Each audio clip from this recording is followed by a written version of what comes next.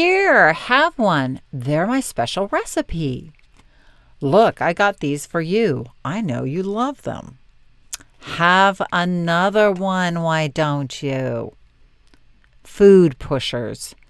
They exist everywhere, don't they? In the office, in our family, and groups of friends. How do we shift our thinking and speaking so that we can push those food pushers in another direction and away from tempting us with their fattening good intentions? Put that Costco sample that was pushed at you down and join me for episode 63 of the Thin Thinking podcast.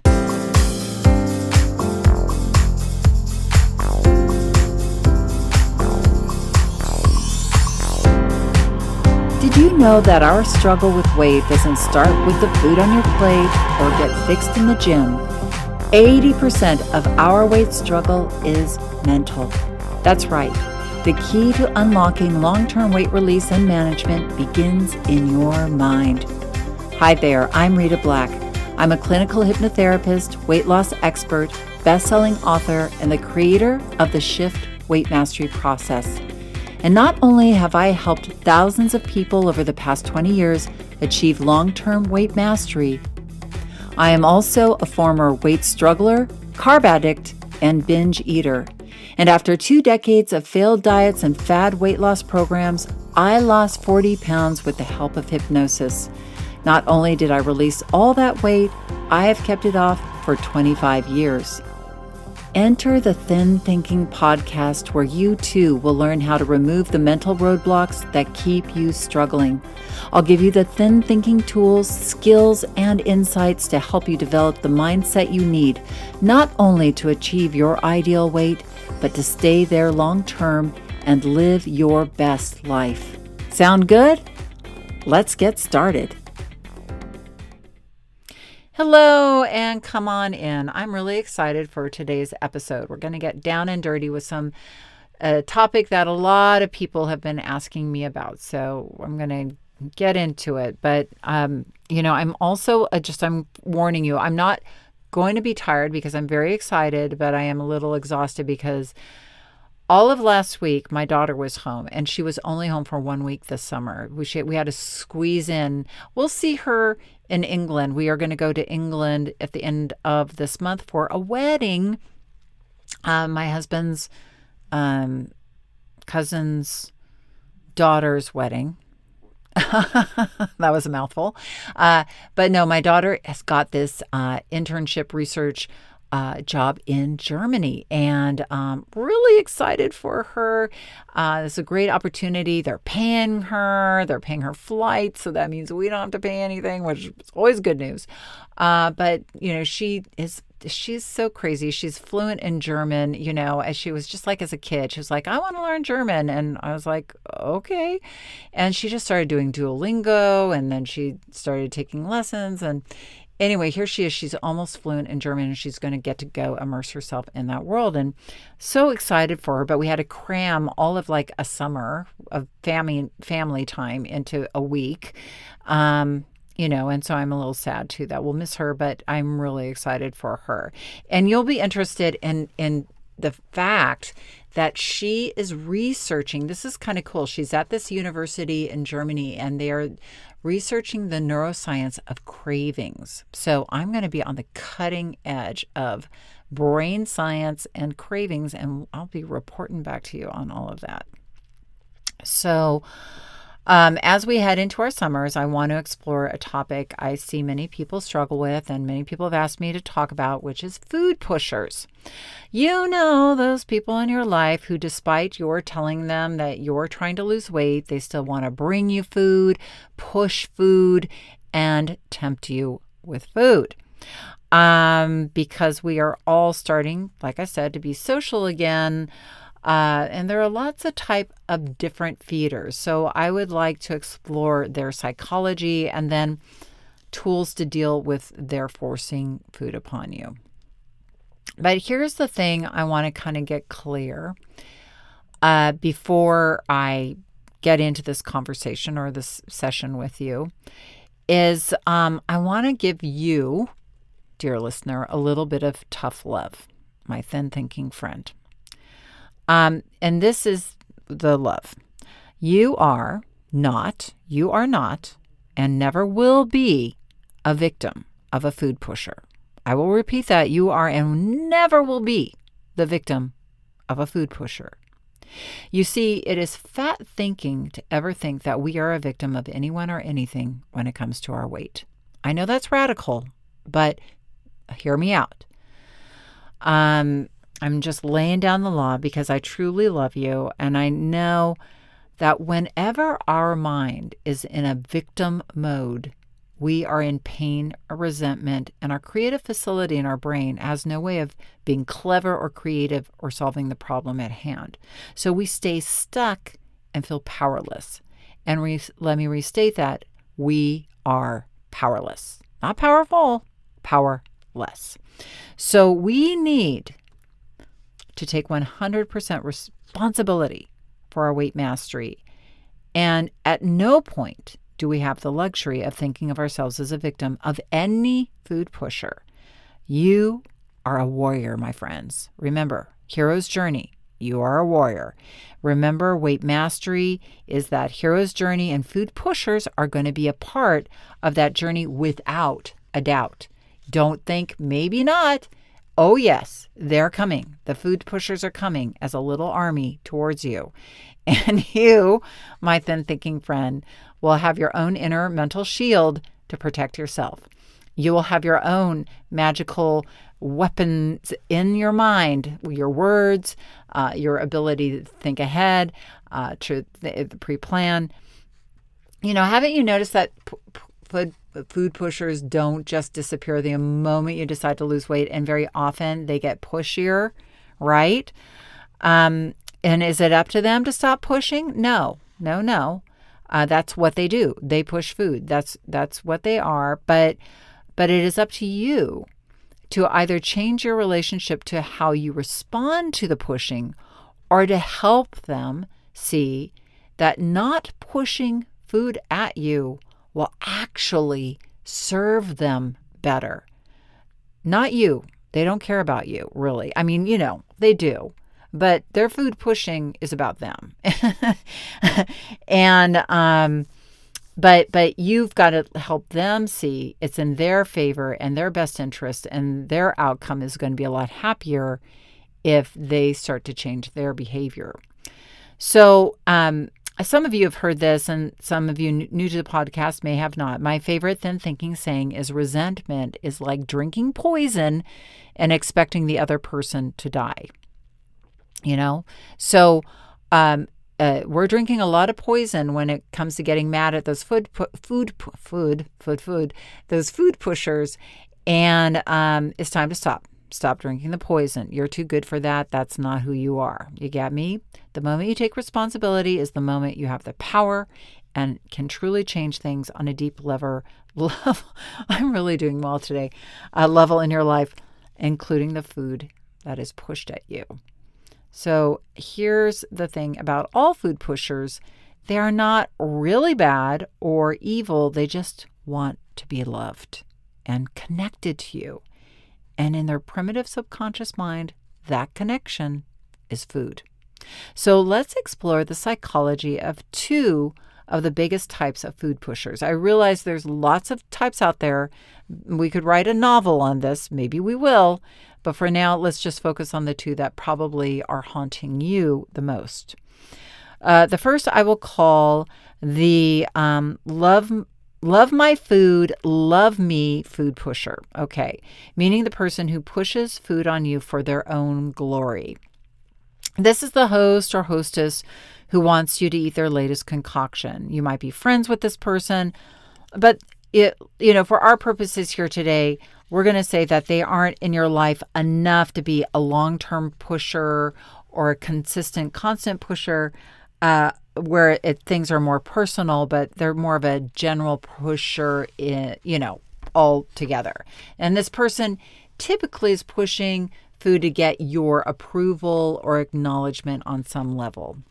So if you eat and enjoy their food, their status in their mind is elevated. Being able to feed people is a generous act, a noble act, a caring act.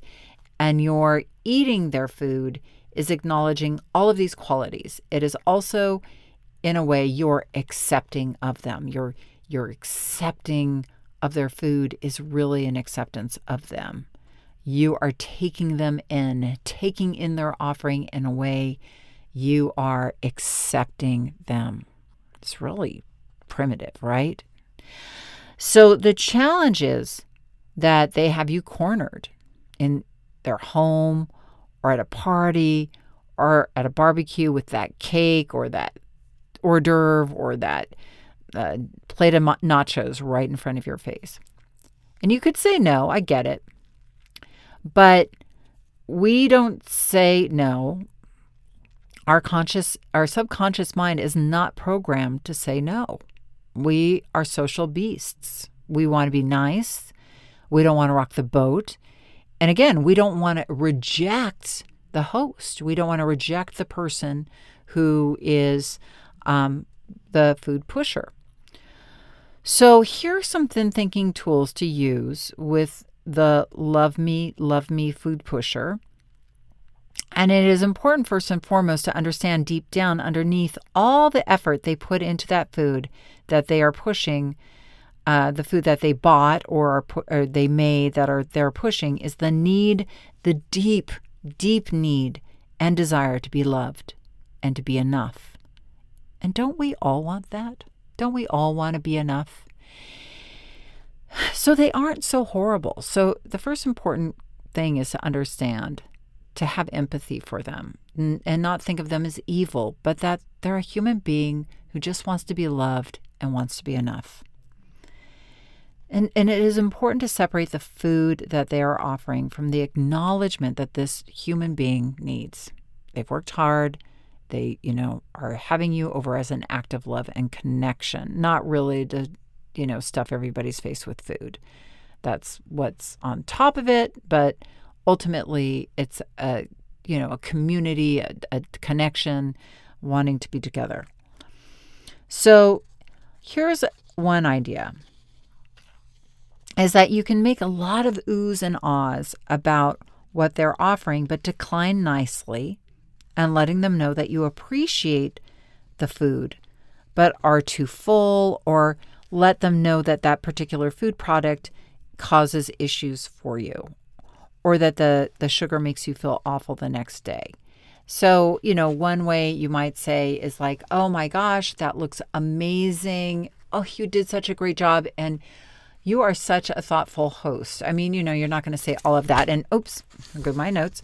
You're not going to say all of that, but you want to say it in a way where you're being honest with them. Like that's why it's important not to resent them in that moment or feel overwhelmed by them, but to expect it and to then give them praise that feels honest to you, but to also let them know that there's some, like that you're too full, or just say, no, thank you. No, thank you. I'm going to pass for the moment. But look at that. Look at how beautiful that is. You just really did a great job. Because in that way, you are truly staying connected to them still by just using your words. You're not eating their food, but you're giving them something. You are giving them acknowledgement, true acknowledgement and connection. So another tool that you can add to this tool of acknowledging your host or hostess, and this is really this is very, very important part, is that you need to practice saying no ahead of time. Why do you need to practice saying no ahead of time? For the exact reason, like once you get to that social situation, your subconscious mind will kind of kick into gear. When we're in social situations, our brain gets overstimulated and we tend to act out pretty much business as usual, meaning the old behaviors that we have will probably be repeated, right? So that's why I always say to clients and students, hey, really think your game through before you go out to any social event. Have an idea of what you want to do, have a plan in mind, and practice saying no thank you to waiters, food pushers, right? Oh, come on, have the dessert, no thank you.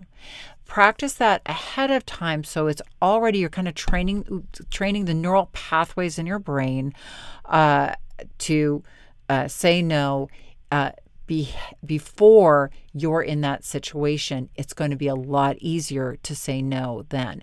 And what you're also practicing is that feeling of discomfort when you're saying no and no thank you, because you will probably feel uncomfortable saying no thank you.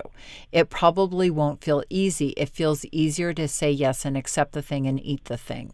But the problem is that you don't want to eat it. I'm not saying you don't want to eat it, but I'm saying deep down, you don't want to eat it. You didn't want to eat it. It's against what you wanted to do for yourself.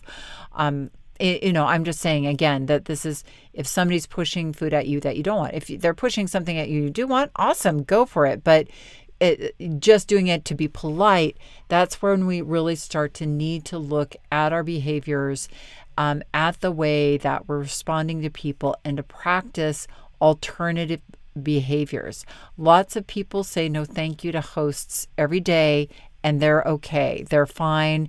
The host doesn't hate them. They don't take them off the social calendar. We can look somebody in the eye, completely acknowledge them. And often I'll say no thank you, but let me help you serve that, or let me help you somehow. I always try to be helpful and to hosts and hostesses. Being a host myself, I understand that they usually need a lot of help. So, again, that there is always going to be a part of you that just thinks, take the cake, be nice and eat it. But life is going to be full of these love me, love my food pushers, and you need to take them on. Really, if you want to have long-term permanent weight mastery, and I don't mean in an antagonistic way, being the loving, powerful person that you are, going and just being clear. And what will happen is over time, people will get to think of you as this healthy person, and that maybe they will stop. They might not try to push that food at you, not because they don't like you, but because they're like, oh, they're probably not going to want this because they don't eat cheese, or they told me that sugar doesn't agree with them, and so they'll remember that in their mind. And you're not going to die, and your host isn't going to die if you say no. But just give them that acknowledgement, and so that they feel that you're connected to them and that you appreciate them. You might even practice standing in front of a mirror and saying no thank you. Wow, that looks amazing. You're such a clever baker, but I have to pass because flour, I'm just allergic to it. And you don't have to say, what's that old saying? Makes me break out in fat, right? You don't need to say that, but you just might say, I'm gluten intolerant, or whatever it is. Everybody's got some sort of allergy nowadays, right? So that it's not that hard to say, whatever's, that eating that is not going to help me feel better tomorrow in some way or capacity. So I'll just tell you a quick story. So I was at a St. Patrick's Day party, about a month ago, 2 months ago. I don't even remember how long ago. Where are we? We're in May. Yeah, so it was a couple of months ago.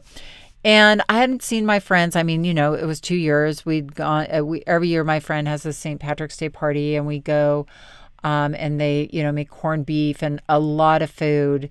And my friend tends to be a bit of a party animal, food pusher, and, alcohol and all that. So I actually, and again, I'm maintaining my weight. I'm not trying to release weight, but it was like I had eaten, I just decided I'm going to eat before. I don't even want to eat that food that they're serving.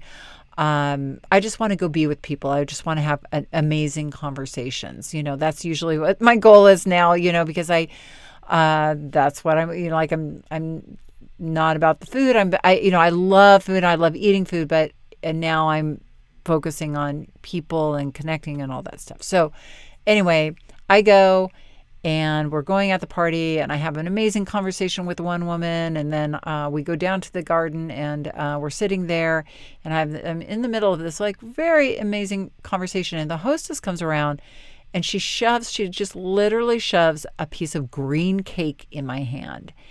And the hostess, I have to say, is a lovely person. She's, my friend who hosts the party wife, and she's just like an amazing human being. And, she and my friend and his wife love food, love, parties, love being gregarious and giving people, oh, eat this, we're all eating cake and it's amazing and all that stuff, right? So there was a lot of joie de la vivre going around. And so I had that piece of cake in my hand.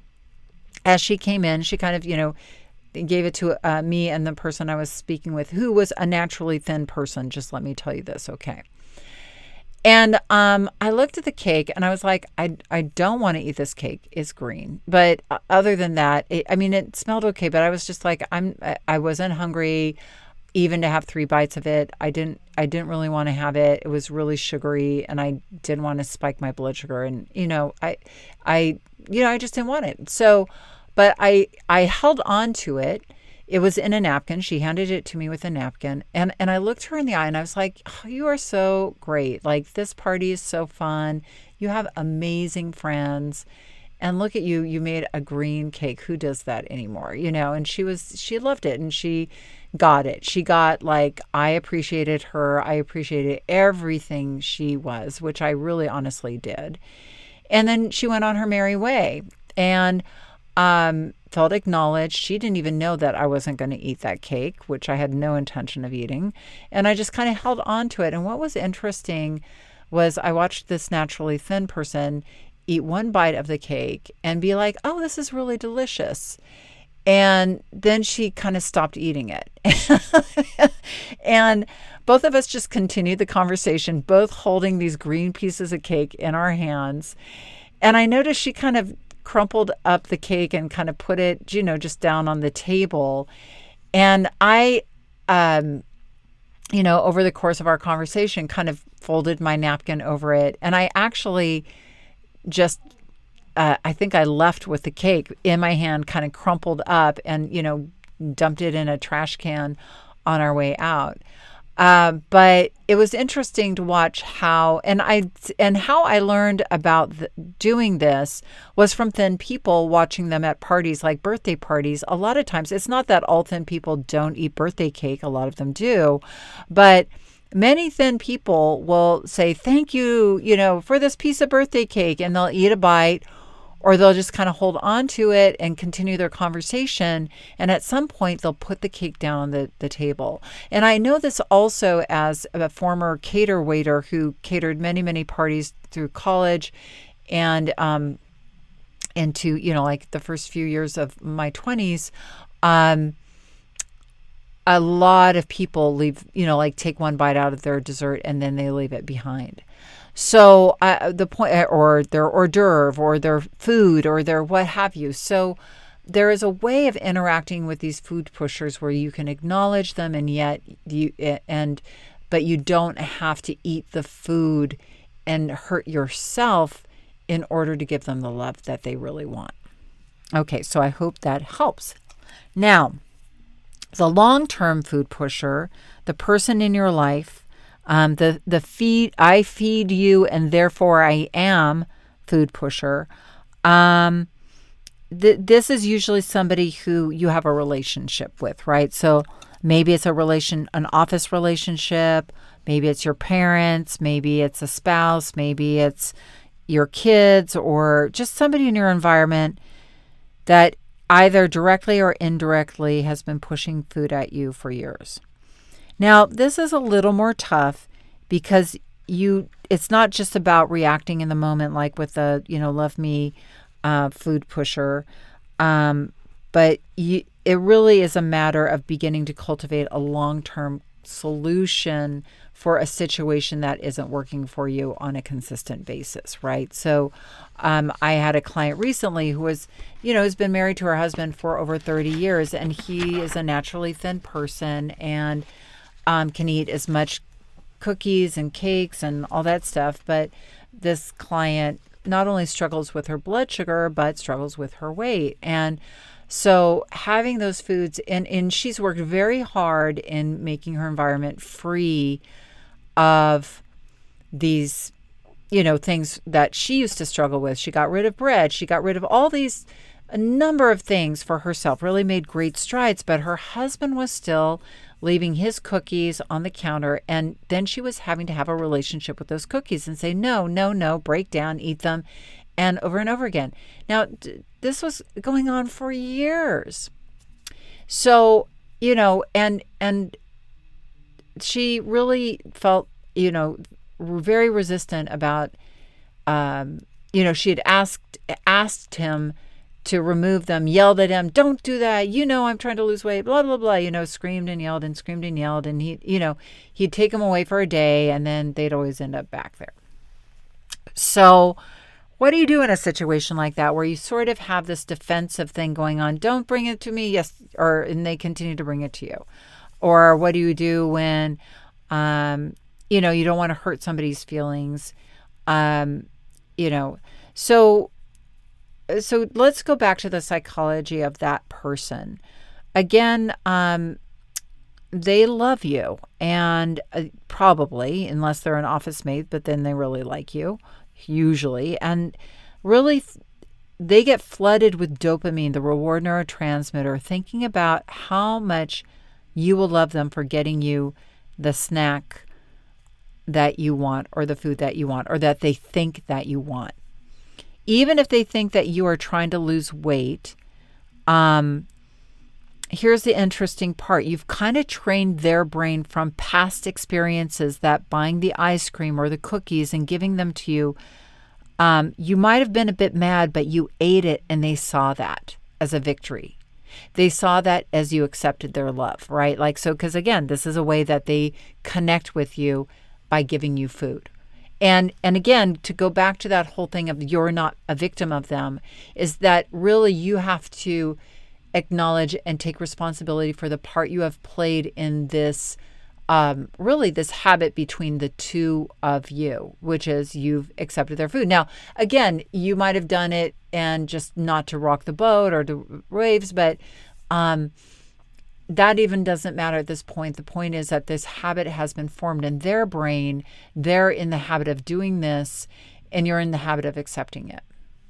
And you have been challenged. So, yes, these food pushers may sabotage you, not because they're evil, but because they just also don't want change. So if you're trying to get healthy, again, your getting healthy may be a challenge for them, meaning they might be afraid that you're going to divorce them and go off with some other healthier person, or that you will be more strong and assertive. So basically, at the end of the day, they are in a habit with you, or there is a fear that the change that you are going to have by losing weight is threatening them in some way.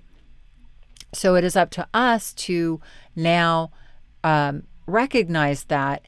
And again, not get mad at them, because the problem with getting mad at them and antagonistic about this is what happens in their brain is they get on the defensive. And when their brain is on the defensive, they don't hear anything you're saying. And their brain, because their brain is frozen in defensive mode, their subconscious mind doesn't get trained. So there's going to be upset, but there will be no change that takes place if you get pissed off with them and say, you always do that and you've got to change. No, the situation has got to change. And you're thinking about the situation, who you are being in that situation has got to change. You've got to clear up your side of the street and then ask for them for some behavioral change on their side of the street. So I have a technique called the Hamburger Technique. Now, I go into the Hamburger Technique in great depth in a episode called the Hamburger Technique. It's in an earlier podcast, I think in podcast 24. I'm not exactly sure. I'm not positive what that, but I'm going to walk through it now quickly with you. And it's a great little technique for asking for somebody's change, to help change for you. Okay. So the first part of the Hamburger Technique is, even before we get to the Hamburger Technique, to have a vision of what you want in this situation. Like, in that situation with my client, really all she wanted was for her husband to stop leaving his cookies on the counter. She didn't care if he bought cookies. She just didn't want to see them. So, but he kept putting them out and kept the ice cream in the freezer. And they had he had like they have a guest house where he has actually an office. And I was like, well, why doesn't he just keep everything out in the guest house? And she's like, I've asked him, but he keeps bringing it in. I was like, yes, but you now need to train him. So when he does do that behavior, you're going to just be clear with him. Like, when you leave, I love you very much. When you leave the cookies on the counter, they really are painful for me because I have to have a relationship with them I don't want to have it. And I know you love me. I'm getting ahead a little bit with the Hamburger Technique because you're really appealing to their humanity. You're saying, I know you want the best for me, and I know you want me to be healthy and feel good and have good blood sugar. And I really know that your intention isn't for me to feel tempted and to get sick. So, but I know you're also in the habit of leaving your cookies in here. Maybe it's more convenient. Maybe you like having them on the way to the kitchen, but I'm going to ask that you stretch this for me and that you keep your cookies in the back house. Now, if I find them in the house, what I'm going to do is I'm going to move them back to the back house, or I'm going to ask you to move them to the back house. And if, for whatever reason, this continues, I'm just going to throw them away. But I'm going to give you a warning and I'm going to let you know. But I'm going to let you throw them away. So I said, are you willing to have this conversation with him? And she said, she, after a little she said yes, because she got it. She was like, this has got to change. I have got to change in the situation. I can't continue to be a victim. And she isn't really, even if you can see this, a victim of him. She's a victim of something between them, like this idea that she's created that, and, at the end of the day, he's putting cookies on the counter. At the end of the day, she doesn't want the cookies on the counter because they're a temptation to her. Something has to change there. So they can't just keep dancing around it. They've got to change the dance. All right.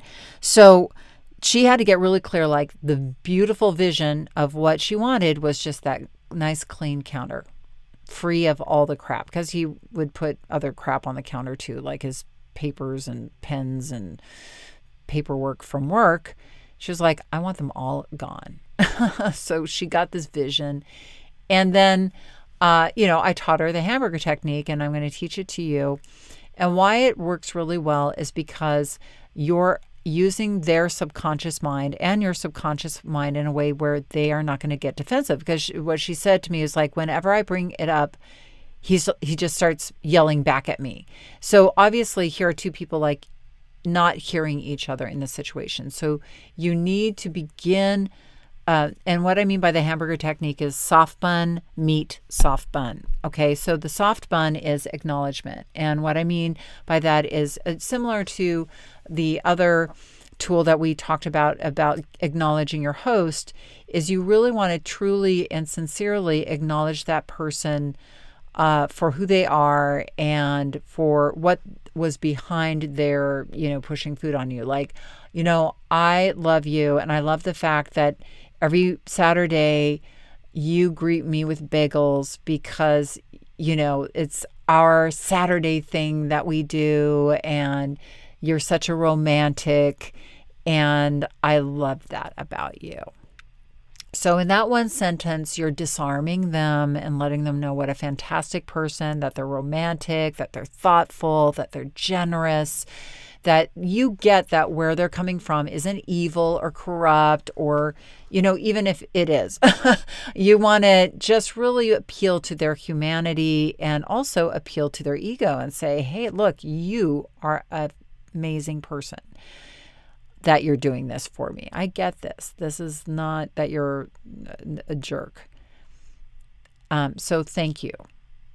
Here's the thing. And then you give them the meat. So at this point, their brain is open and pliable and connected because you guys are connected now. You aren't in this, squirrel brain, at each other. You're connected because by saying that, you're also opening your heart to them. It's forcing you to feel loving feelings towards them as you're saying it, right? So your subconscious mind is open, their subconscious mind is open. It's all good. Now we're ready for the next step, which is the meat.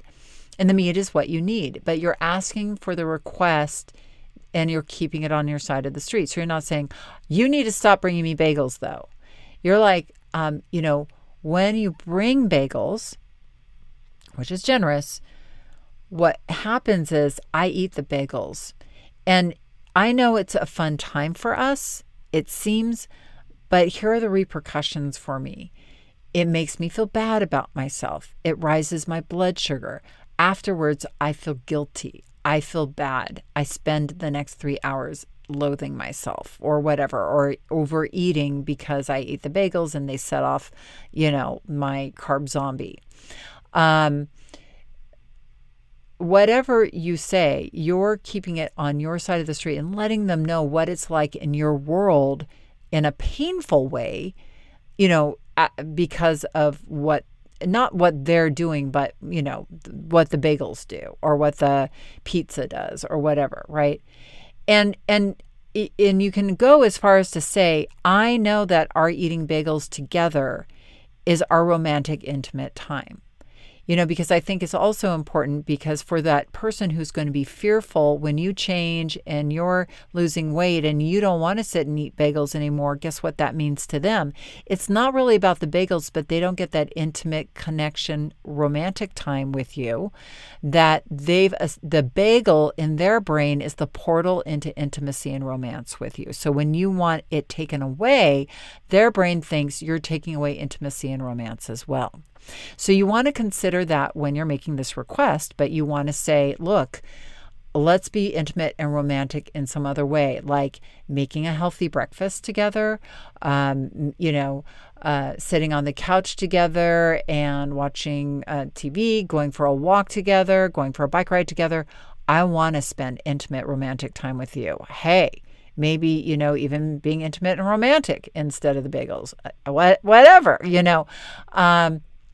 But you're letting them know that the deeper need they have is still going to be met, and that you're aware of what that deeper need is. And that will, again, that's going to keep them connected. And they'll also get like, oh, yeah, that is painful for you. Okay. Now, they might continue to persist with this behavior. So the last part is, the soft bun is, because, so please don't bring bagels anymore, but let's make a healthy breakfast on Sunday. Or, don't leave your cookies on the counter. I know, you've got busy days, and I know you love to have your cookies there, and, you think that I enjoy them, which I do, but they're killing me. They're raising my blood sugar, and I know you really are on my team, and I know you really want the best for me. I have this vision of a clean counter. Can you help me fulfill that vision? And, I promise you we'll have, a great time. I can find other ways that we can enjoy our time together other than, the cookies on the counter. That one didn't come out so well. But I think her focus wasn't so much, his focus wasn't so much about intimacy. It could have been forgetfulness for the most part on his part. So I think her just reminding him and just saying, I know you've got a lot going on in your day, and I know the cookies like there is just more convenient for you, but I'm going to ask that one extra step that you have to take to grab the cookies from the outside house is just going to make me so much healthier. And in the long run, that I want to live a long and healthy life with you. And that is my main job here. So if you can help me, help you, and then, blah, blah, blah. So, and then you're fine, leaving it on a lovely connected tone, because the bagels in the morning, it isn't really about the bagels. It's about us being together on Sunday morning. And I really love my Sunday mornings with you. You know what I mean? So that is the Hamburger Technique. And I hope that you can now kind of take these tools and think about them and think about the different, but you really want to, in closing here, I just want to remind you that these are solution points for struggle points in your journey of weight mastery. And they don't have to all be solved tomorrow. But what you want to start to do is observe them and then start to, get your inner coach within you to say, well, this is a problem I can solve. How can I solve it? I need to take responsibility for my part in this. And once you do, you start coming at from that perspective, you're going to see a solution. But only focusing on that person and what they're doing, the wrong they're doing you, the problem is they're giving them all the power. And you got to take your power back and come from you. And maybe you'll ask for something and maybe you won't get it right away, but you keep going because you'll find a different way in. There's, many, many ways to solve a problem. So your creative brain will be more creative when you're relaxed and believe in yourself than when you're resenting somebody and mad and feeling like a victim. You don't have power there. You have power when you are coming from yourself. Okay? So I hope that this has been helpful for you. And, let's take a nice deep breath and send a loving wave to all those food pushers out in the world. I hope they all get what they need in life in ways other than pushing food. Wouldn't that be great for them? And, you yourself may push a little food. I know I'm certainly, guilty of being a food pusher every now and then. I was a lot more of a food pusher back when I struggled with my weight. So by healing yourself and healing those situations in your life, that also might, be some of a lesson for you and your own needs and wondering like, oh, where are my, I certainly know I got a lot of self-reinforcement from having people ooh and ah about my food and my cooking. But, what my journey is, I still serve people food, but I now don't push it. And I serve really healthy, tasty food that, I know is pretty much in line with most everybody's health goals for the most part. So I hope this has been helpful. You are amazing. And just remember that you can subscribe to this podcast.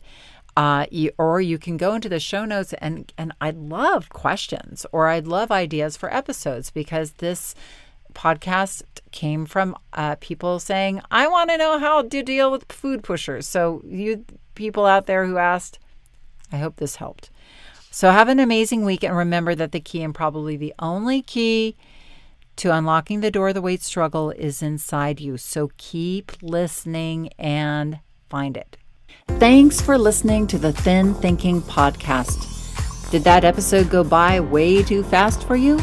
If so, and you want to dive deeper into the mindset of long-term weight release, head on over to www.shiftweightmastery.com. That's www.shiftweightmastery.com, where you'll find numerous tools and resources to help you unlock your mind for permanent weight release, tips, strategies, and more. And be sure to check the show notes to learn more about my book, From Fat to Thin Thinking, Unlock Your Mind for Permanent Weight Loss, and to learn how to subscribe to the podcast so that you never miss an episode.